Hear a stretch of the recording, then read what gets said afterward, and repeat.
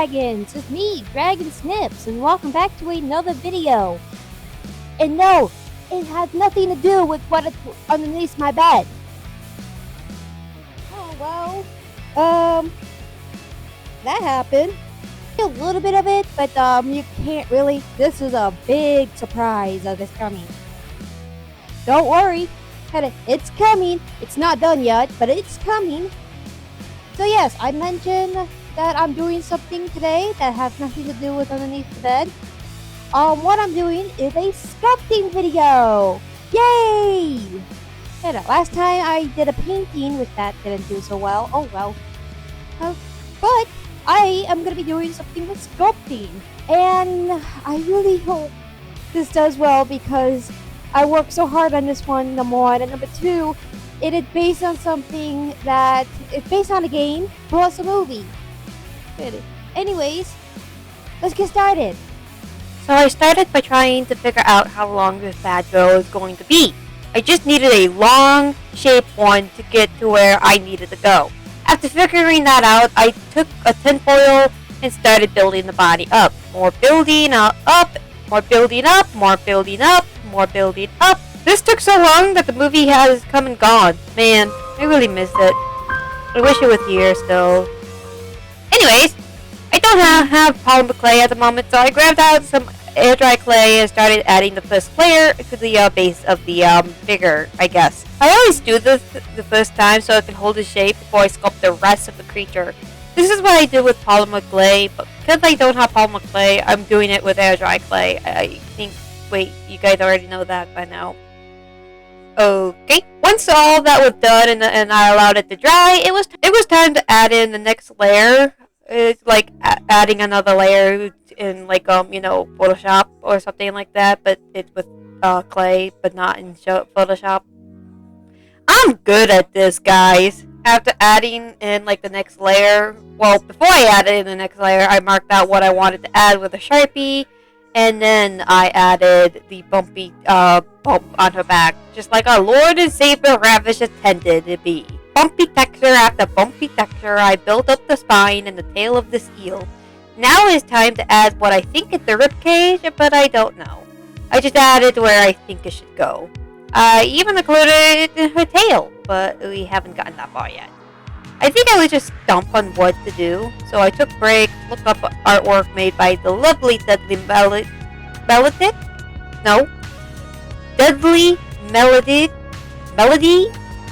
I really hoping I'm saying that correctly.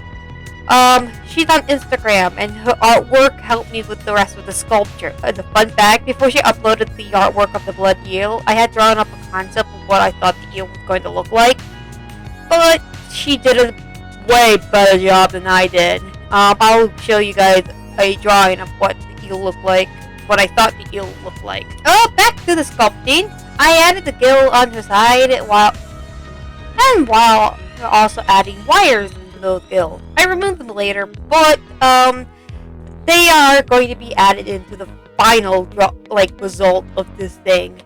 And speaking of results, let's take a look at my link tree. My link tree is in the description below or on my channel banner, which that contains links to all of my social media, like my Instagram or my YouTube channel. Thanks again for the support, and let's get back to the video. Oh look, the iron has been lunged. Get it? Iron lunged?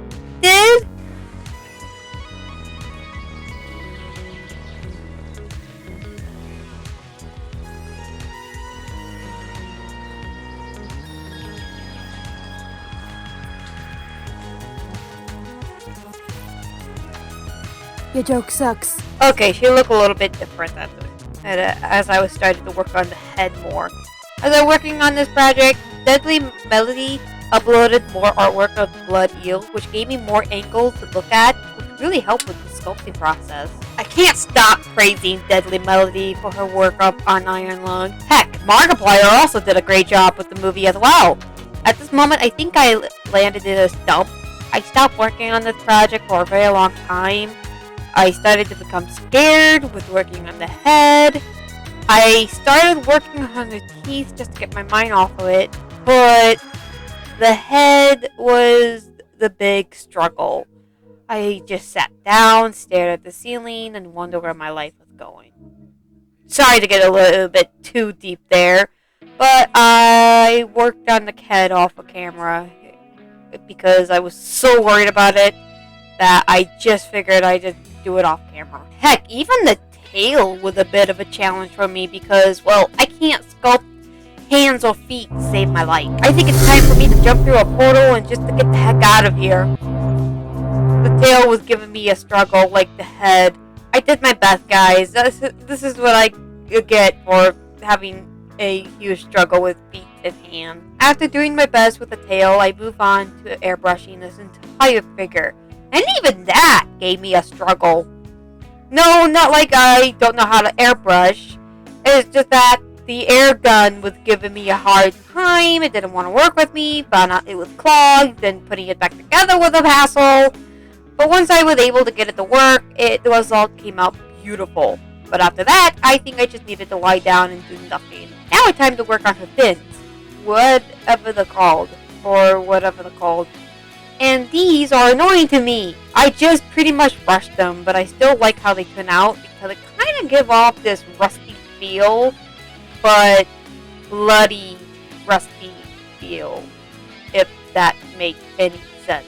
Now it's time for me to glue all the teeth in her mouth, and oh look, she's not in frame. I'm great, guys. Don't worry, I'm great at YouTube. I'm great at being a YouTuber, guys. Don't worry about it. Once all the teeth were glued in, I worked on the base.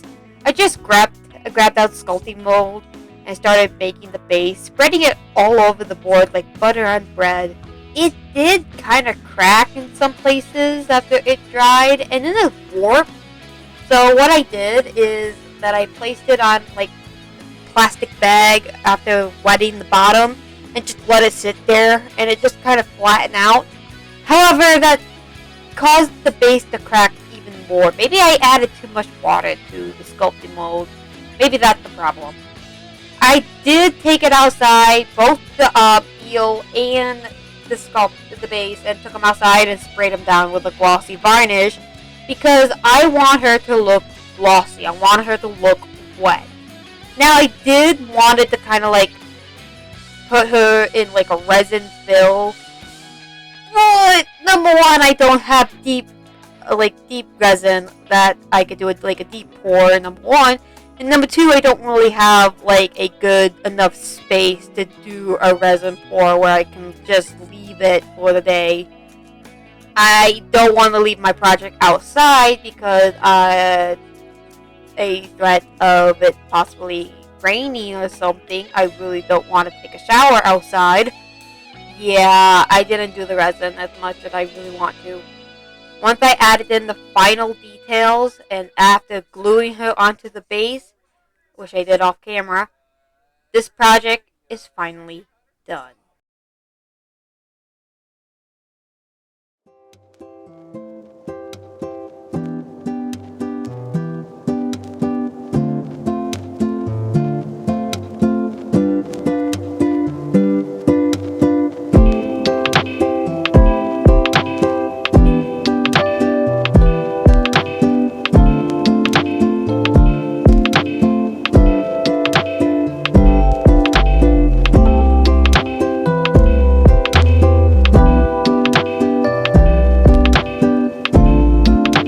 Thank you guys so much for watching, and thank Mark, Amy, Deadly Melody, and all the rest of the team for working on Iron Lung.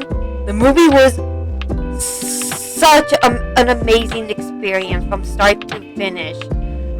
Maybe I might do a little bit of review real quick. I thought the movie was a bit slow at the beginning, but as it got further and further into the movie, it was great. I had a fun time watching the movie, and I would definitely watch it again once it come out on DVD and like on streaming.